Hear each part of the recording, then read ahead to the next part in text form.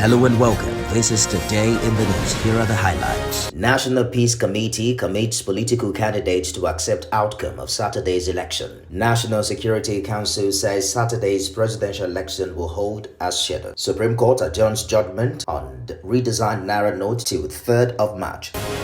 The National Peace Committee has once again committed political parties and their candidates to accepting the outcomes of Saturday's election.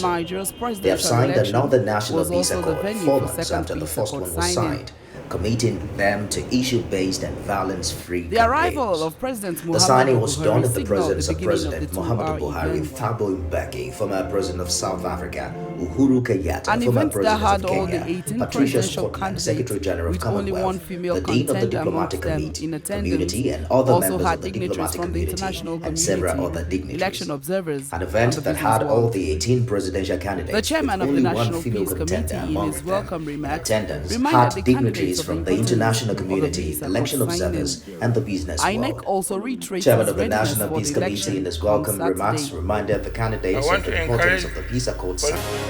The National Security Council says Saturday's presidential election will hold as scheduled in a peaceful and conducive atmosphere.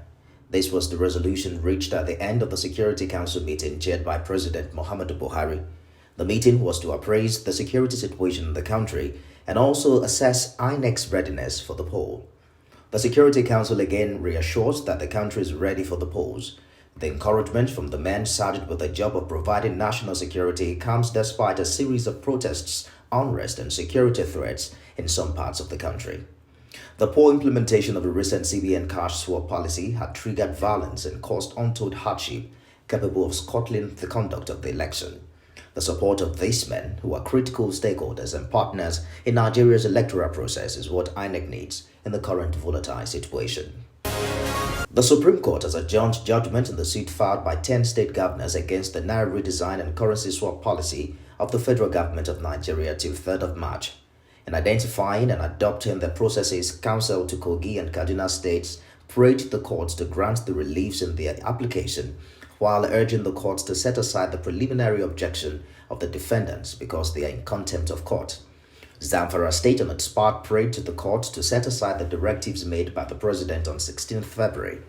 Counsel to Zamfara State noted that under Section 230 of the Constitution, the Supreme Court is the only supreme body, and the president is a commander-in-chief and not supreme.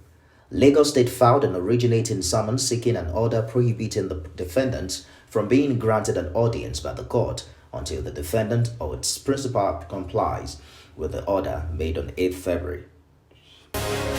The Safeguarding Online Civic Space group, funded by USAID, is seeking the support of the traditional media in combating and protecting the online civic space in order to minimize the threats of election violence. The group, at a media briefing in Abuja, says the traditional media is an important stakeholder in helping to fact-check fake news, misinformation, and disinformation on the social media platforms and immediately correcting such. The Kofi Annan Commission on Electoral Integrity in the Digital Age says Nigeria is very vulnerable to social media abuse.